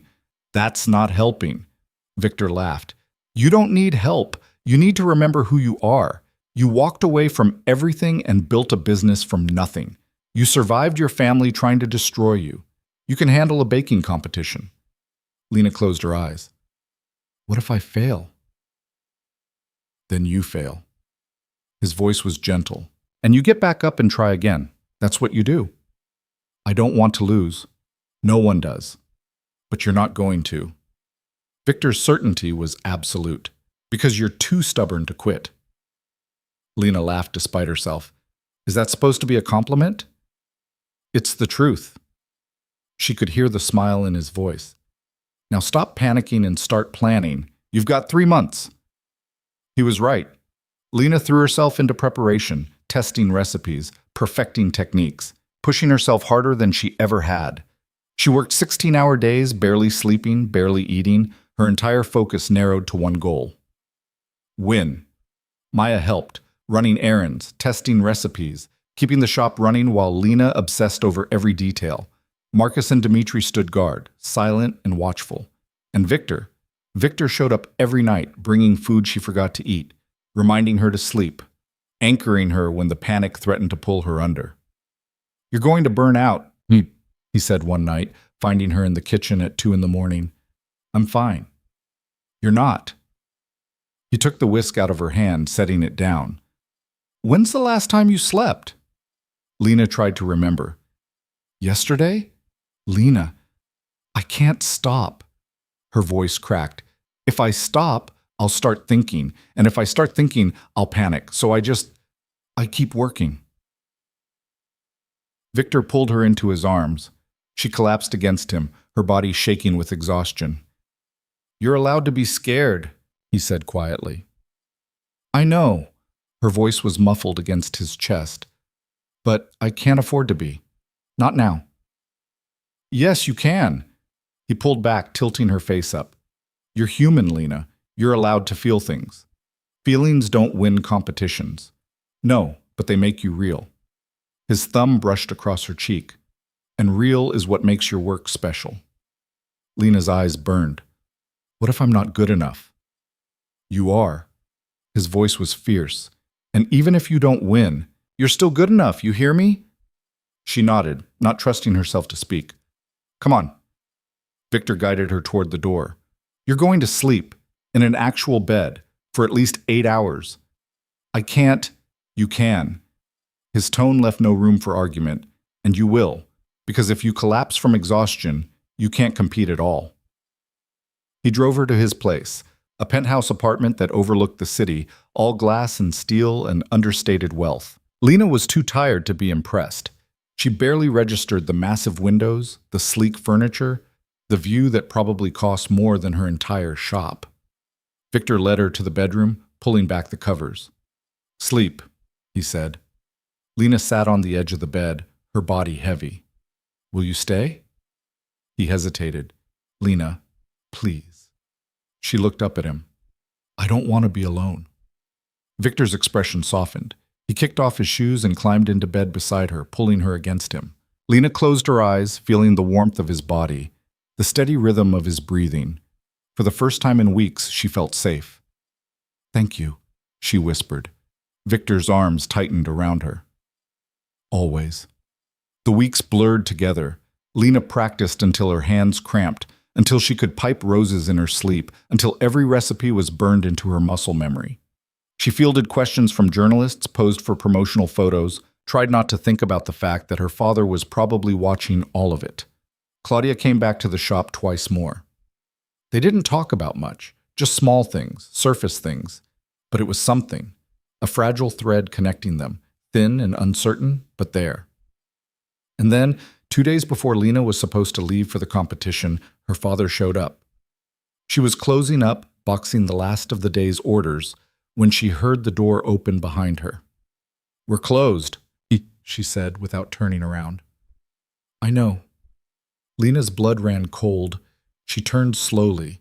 Her father stood in the doorway, looking older than she remembered. His suit was impeccable as always, his posture straight, but there was something in his face, something tired. What do you want? Lena's voice was flat. To talk. We don't have anything to talk about. I think we do. He stepped inside, his eyes scanning the shop. You've done well for yourself. No thanks to you. Her father's jaw tightened. I deserved that. You deserve a lot worse. Lena crossed her arms. Say what you came to say and leave. He was quiet for a long moment.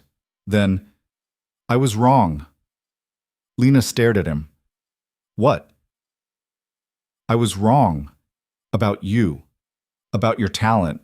About... He broke off, his voice rough. About everything. You think that fixes it? Lena's voice rose. You think showing up here and saying you were wrong makes up for what you did? No. Her father's shoulders sagged.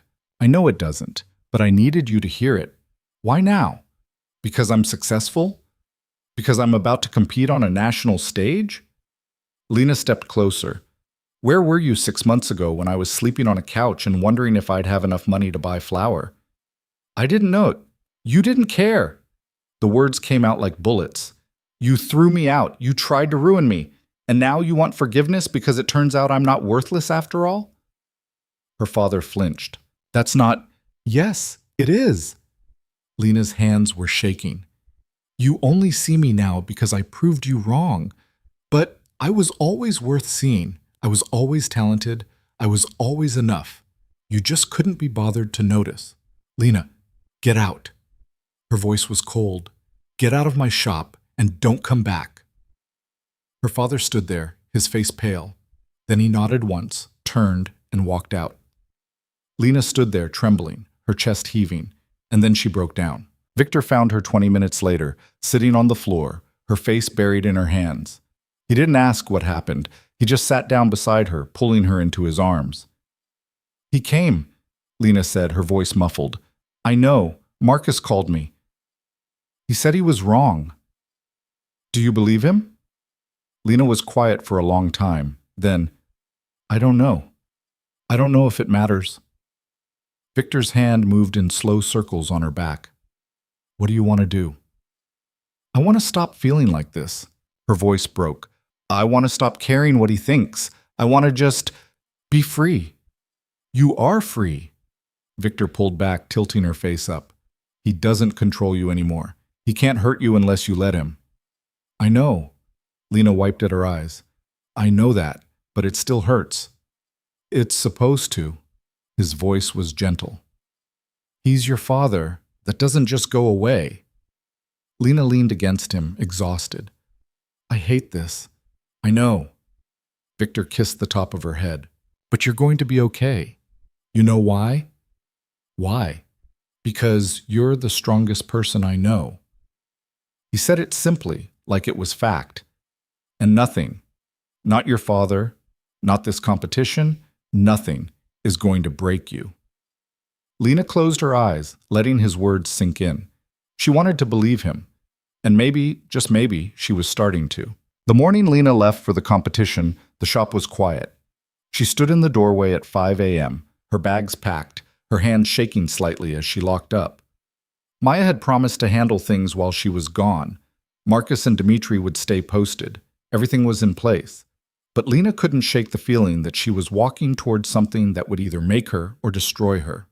Victor's car pulled up to the curb, headlights cutting through the pre-dawn darkness. She walked toward it, her heart heavy and light at the same time. He got out, taking her bags without a word. His face was unreadable in the dim light. You ready? He asked. Lena looked back at the shop. Her shop, the thing she'd built with bleeding hands and sleepless nights and a stubborn refusal to disappear. No, she said honestly. But I'm going anyway.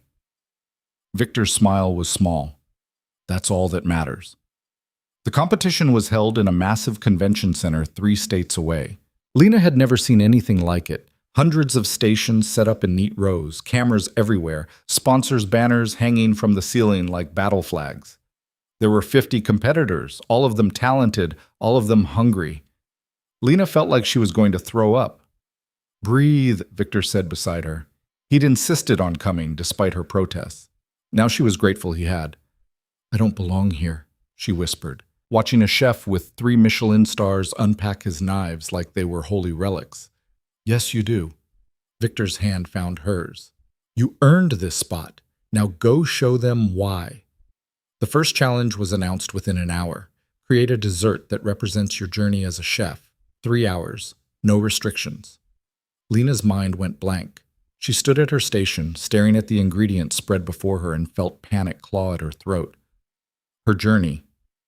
What journey? She'd spent most of her life invisible, making cakes for people who never saw her. What was she supposed to do with that? The clock started. Around her, competitors burst into motion. Lena's hands were frozen. And then she thought about the wedding cake, the one Claudia had taken credit for, 60 hours of work, reduced to nothing. Her hands started moving. She made a cake, small, elegant, 5 layers. But she left it imperfect. The fondant had intentional cracks, like broken porcelain. The flowers were crushed on one side, beautiful on the other. And at the base, written in delicate script, invisible no more.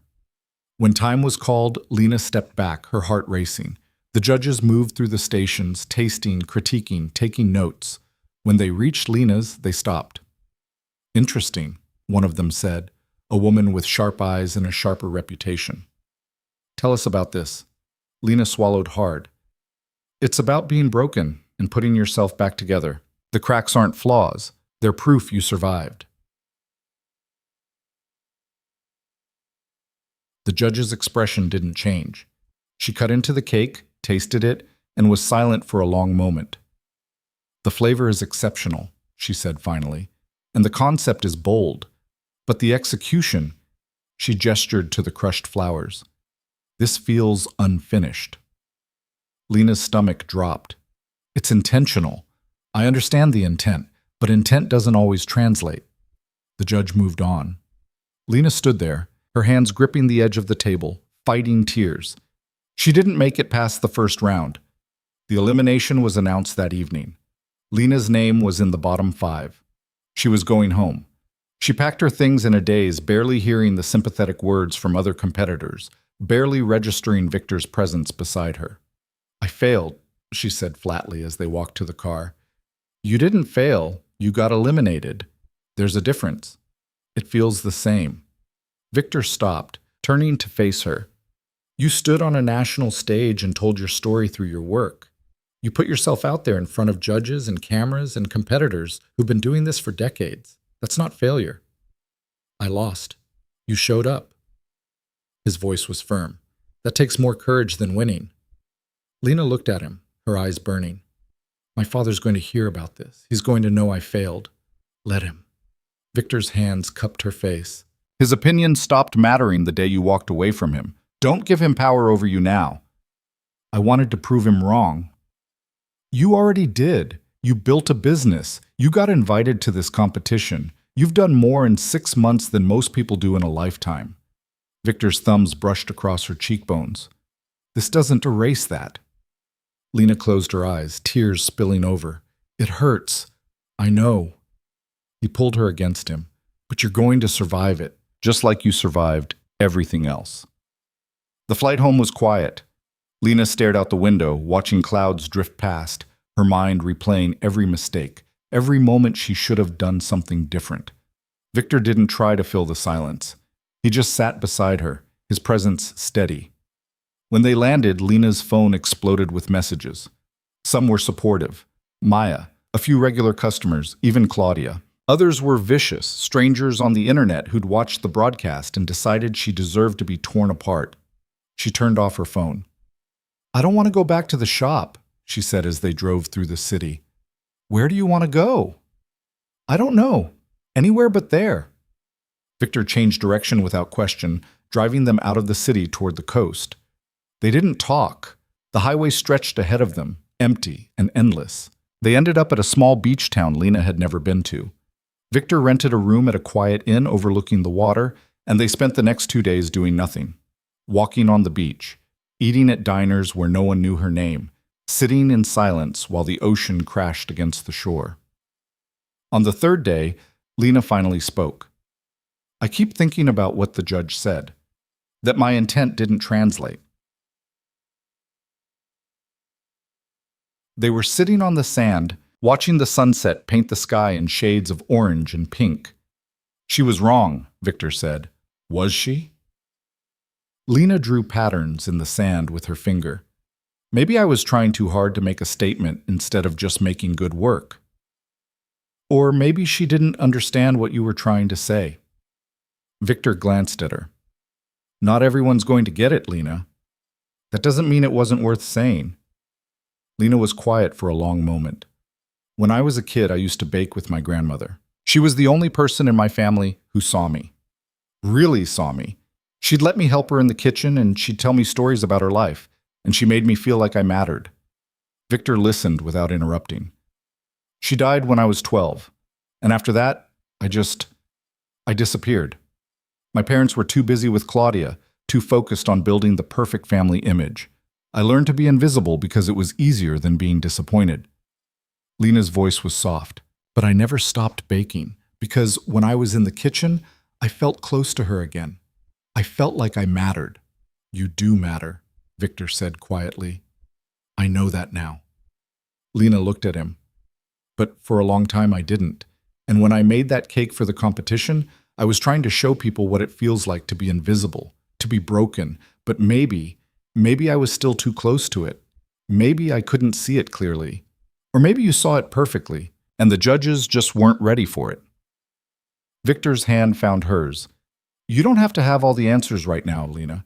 You're allowed to not know. Lena squeezed his hand. I don't know what I'm doing.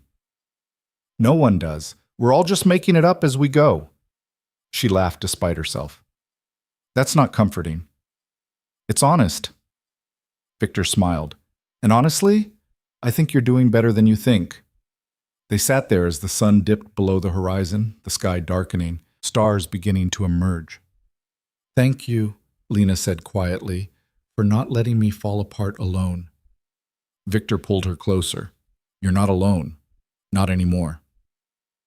When they got back to the city, Lena walked into her shop expecting it to feel different, smaller, maybe, less important after the competition. But it didn't. It felt like home. Maya practically tackled her when she walked through the door. You're back. How was it? Tell me everything. Lena laughed, the sound surprising her. It was terrible and amazing, and I got eliminated in the first round. Maya's face fell. Oh, Lena, it's okay. And the strange thing was, it actually felt okay. I tried. I put myself out there, and it didn't work out, but I learned something. What? Lena looked around the shop, at the cases full of her work, at the chalkboard menu, at the space she'd built from nothing. That this is enough. That I don't need a national title to prove I'm good at what I do. I just need to keep showing up. Maya hugged her tight. I'm proud of you. Thanks. Lena pulled back, wiping at her eyes. Now catch me up. What did I miss? The shop had done well in her absence. Maya had handled the orders, kept the customers happy, even landed a new contract with a local coffee chain. Lena threw herself back into work, grateful for the rhythm of it, the familiar motions that required no thought. But something had shifted in her. The desperation was gone. The need to prove herself to people who didn't matter had faded. She was just making things, good things, things that made people happy. And that felt like enough. 2 weeks after the competition, her father called again. This time, Lena answered. What do you want? Her voice was calm, detached. I watched the competition. Her father's voice was rough. I saw what you made. Lena waited. The judge was wrong, he said. Your cake was the best thing there. Lena's throat tightened. You think so? I know so. He paused. I know I've said this before, but I need you to hear it again. I was wrong about you, about everything. You were never invisible, Lena. I just wasn't looking. That's a nice thing to say. Lena's voice was steady, but it doesn't change what happened. I know. Her father sounded tired. I'm not asking for forgiveness. I don't deserve it. I'm trying to tell you that I see you now, and I'm sorry it took me this long. Lena closed her eyes. I don't know what you want me to say. You don't have to say anything. He exhaled slowly. I just wanted you to know. They sat in silence for a moment. I have a question, Lena said finally. Anything. If I hadn't become successful, if the shop had failed, if I'd never gotten any recognition, would you still be calling? Her father was quiet for a long time. I don't know, he said finally. And that's probably the most honest answer I can give you. Lena felt something settle in her chest. Not forgiveness exactly, but understanding. Thank you for that. For what? For not lying. Lena opened her eyes. I spent my whole life wanting you to see me. And now that you do, I realize I don't need you to anymore. I see myself, and that's enough. Her father's breath hitched. Lena, I'm not saying I'll never forgive you, but I'm also not saying I will.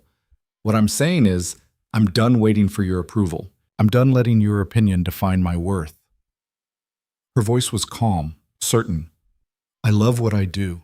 I love the life I've built, and whether you're proud of me or not doesn't change that. There was a long silence.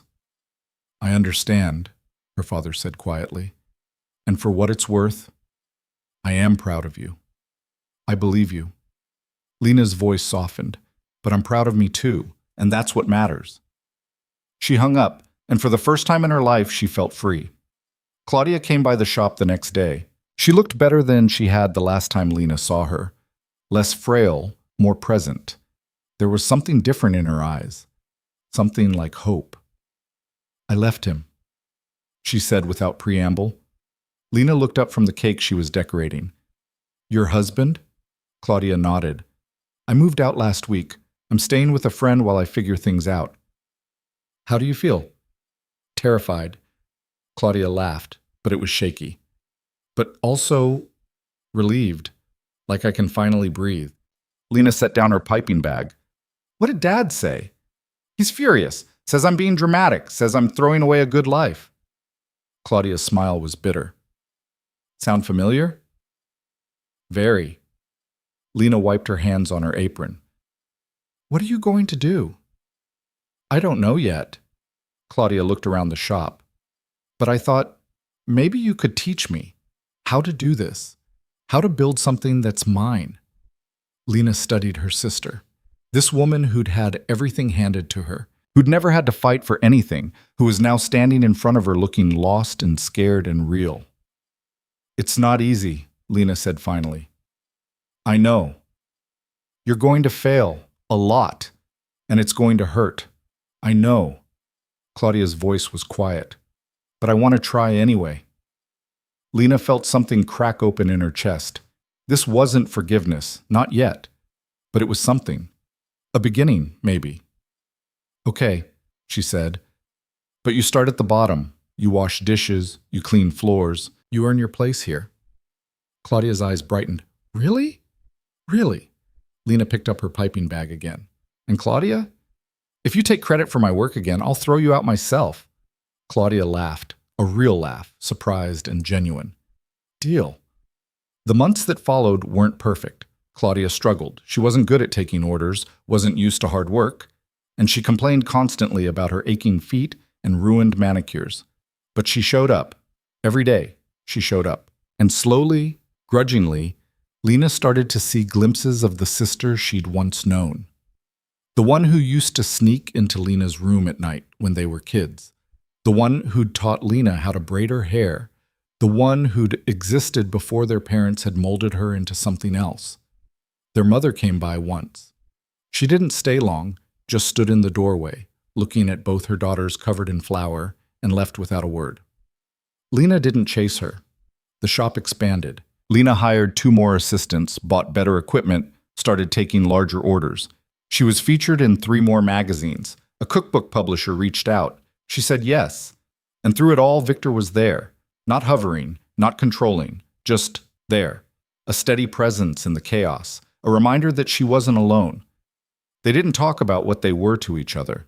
They didn't need to. It was understood in the way he showed up at the shop at closing time, in the way she kept a drawer for him at her apartment, the one she'd finally rented after Victor had physically refused to let her sleep at the shop anymore. You're good for me, Lena said one night. They were in her kitchen, cooking dinner together. Victor was terrible at cooking, and watching him struggle with an onion was oddly endearing. How so? He asked, frowning at the cutting board. You make me feel like I'm allowed to just exist without having to prove anything. Victor looked up, his expression soft. You've always been allowed to exist, Lena. Some people just made you forget that. I know. She stepped closer, taking the knife from him before he hurt himself. But you reminded me. He pulled her against him, ignoring the onion, ignoring everything but her. You reminded yourself, I just didn't let you quit. Lena kissed him, tasting the truth in his words. I love you, she said against his mouth. Victor pulled back, his eyes searching hers. You sure about that? Very sure, Lena smiled. You're stuck with me now. His laugh was warm, real. I can live with that. A year after the competition, Lena opened a second location. It was bigger, in a better neighborhood, with a full staff and custom equipment, and her name on the sign outside in letters 3 feet tall. The opening was packed. Customers, press, people who'd followed her journey from the beginning. Maya managed the original shop now, and she came to the opening with her boyfriend, beaming with pride. Claudia was there too, working the register like she'd been doing it her whole life. She wasn't perfect at it. She still got flustered when the line got long, but she was trying. And that meant something. Victor stood near the back, watching Lena move through the crowd, and she caught his eye across the room. He raised his glass in a silent toast. She smiled back. Her father didn't come, but he sent flowers with a card that read, "Proud of you. Always have been, even when I didn't show it." Lena read it once, then tucked it in a drawer. She didn't know if she believed him, didn't know if it mattered, but she kept it anyway. That night, after everyone had left and the shop was quiet, Lena stood alone in the kitchen. The space was pristine, ready for tomorrow, full of possibility. She thought about the girl she'd been a year and a half ago, the one who'd spent 60 hours making a cake for people who would never see her, the one who'd been kicked out of her family's house with nothing but a backpack and a broken heart. That girl felt like a stranger now. Lena had learned something in the time since then, something her grandmother had tried to tell her years ago, something she'd been too young to understand. You don't need permission to matter. You don't need validation from people who can't see your worth. You just need to keep showing up for yourself, keep building, keep fighting, until the noise of other people's opinions fades into background static. Being invisible wasn't the worst thing that had ever happened to her. It was the catalyst. Because when no one sees you, you're free to become whoever you want. You're not trapped by their expectations, their limitations, their narrow vision of who you should be. And Lena had become someone she was proud of. Not perfect, not polished, not the kind of success story that fit neatly into a magazine profile, but real, solid, hers. She heard footsteps behind her and turned to find Victor in the doorway. "Thought I'd find you here," he said. "Just thinking." Lena gestured around the kitchen. "About how far I've come." Victor crossed to her, his hands settling on her waist. "You did this. All of it." "We did this," Lena corrected. "I couldn't have done it without you." "You could have." His voice was certain. "It would have been harder, taken longer, but you would have done it." Lena leaned into him. "Maybe, but I'm glad I didn't have to." They stood there in the quiet kitchen, surrounded by the tools of her trade, the evidence of her success. "What's next?" Victor asked. Lena thought about it. There were a dozen things she could do. Expand again, write the cookbook, take on apprentices, compete in another competition. The possibilities stretched out before her, vast and terrifying and exciting. "I don't know," she said finally. "And that's okay." Victor's arms tightened around her. "Yeah, it is." Lena closed her eyes, breathing in the scent of vanilla and flour and new beginnings. She'd spent so long being invisible, being small, being scared. And now she was none of those things. She was Lena Hartwell, baker, business owner, survivor, and she was exactly where she was supposed to be. The shop opened the next morning to a line around the block. Lena worked alongside Claudia and her team, her hands moving with practiced ease, creating beauty from simple ingredients. A young woman came in mid-morning, looking nervous. "Can I help you?" Lena asked. The woman hesitated. I read about you, about how you started, and I wanted to meet you." Lena smiled. "What's your name?" "Amy." The woman twisted her hands together. "I want to start my own business, but my family thinks I'm crazy. They say I should get a real job, that I'm wasting my time." Lena's chest tightened with recognition. She knew that story. She'd lived it. "Can I tell you something?" Lena said, leaning against the counter. Amy nodded. "They're going to tell you you're wrong. They're going to tell you you're not good enough, that you'll fail, that you should give up and do what they think is safe." Lena's voice was steady. "And you have to decide if you're going to listen to them or to yourself." "What if they're right?" Amy's voice was small. "What if they're not?" Lena countered. "What if you have something amazing inside you, and the only thing stopping you is fear? You really want to spend your life wondering what could have been?" Amy's eyes filled with tears. "No." "Then don't." Lena reached across the counter, squeezing the woman's hand. "Build your business, make your art, chase your dream, and when people tell you you can't, prove them wrong." Amy nodded, wiping at her eyes. "Thank you." "Thank you," Lena said, "for reminding me why I do this." Amy left, and Lena turned back to her work, feeling something warm settle in her chest. This was why it mattered, not the magazine covers or the money or the validation, but this, the chance to tell someone else that they weren't crazy, that their dreams were worth fighting for, that being invisible didn't mean being worthless.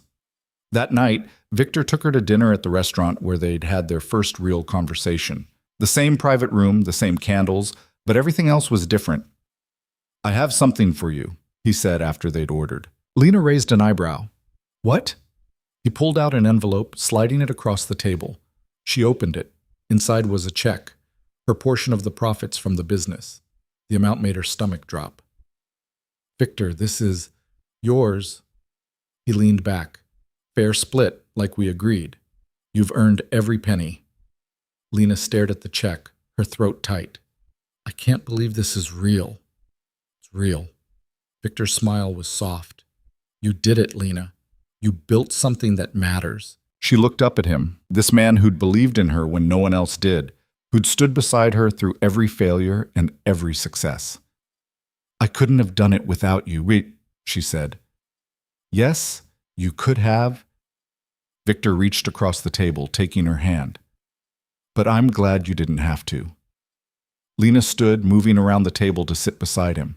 She kissed him, pouring everything she couldn't say into it, gratitude and love and the bone-deep certainty that this was where she belonged. "Marry me," Victor said when they pulled apart. Lena blinked.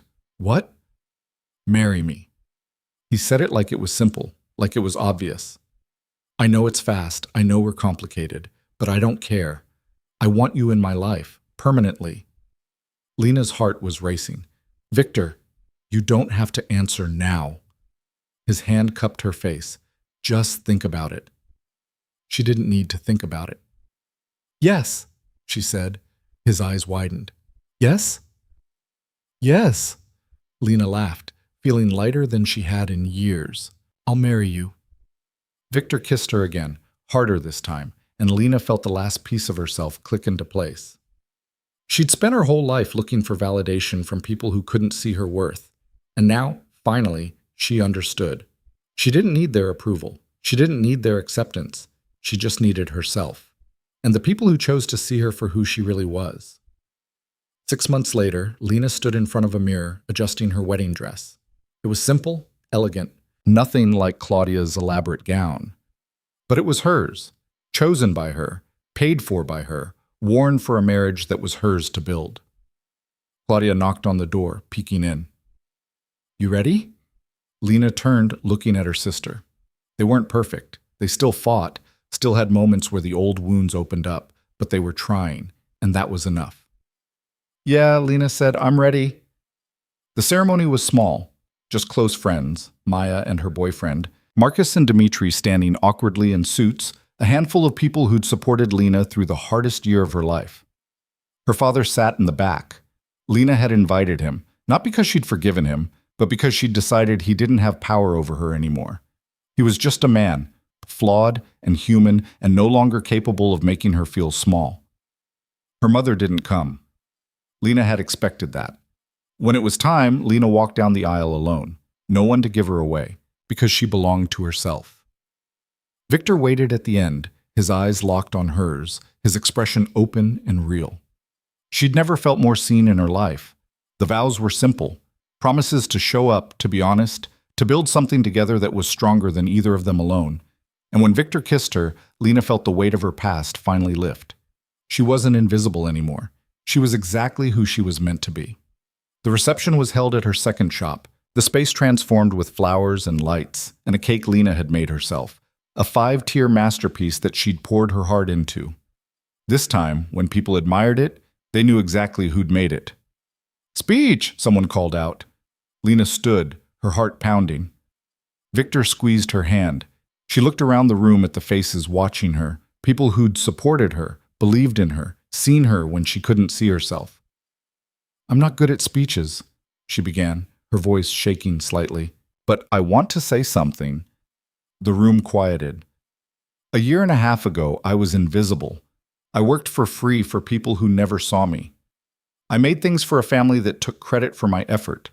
I lived my life trying to be small enough that no one would notice when I disappeared." Lena's voice grew stronger. "And then I decided I was done being invisible." She looked at Victor, at Claudia, at Maya. "It wasn't easy. I failed more times than I can count. I was terrified every single day, but I kept showing up. And slowly, I built something that was mine. Not because someone gave me permission, not because I was good enough in someone else's eyes, but because I decided I was worth the effort. Lena's eyes found her father in the crowd. He was watching her, his expression unreadable. I learned that you don't need other people to validate your worth. You just need to show up for yourself. Keep building, keep fighting, keep becoming who you're meant to be, even when the world tells you you're not enough. Her voice softened. Because you are enough. You always have been. The room was silent, then someone started clapping, and then another, and then the whole room was applauding, and Lena stood there, tears streaming down her face, feeling more real than she'd ever felt in her life. Later, after the guests had left and the lights were dimmed, Lena and Victor stood alone in the empty shop. No regrets? Victor asked. Lena thought about it, about the pain and the fear and the endless grinding work, about the family she'd lost and the family she'd found, about the girl she'd been and the woman she'd become. No regrets, she said. Victor pulled her close and they swayed together in the quiet. No music, no audience, just two people who'd found each other in the middle of their own storms. I love you, Lena whispered. I love you too. Victor's voice was warm against her ear. My unstoppable wife. Lena smiled, resting her head against his chest. She'd spent so long being invisible, being small, being afraid. But she wasn't that person anymore. She was Lena Hartwell, and she'd built a life worth living, not perfect, not easy, but real. And that was everything.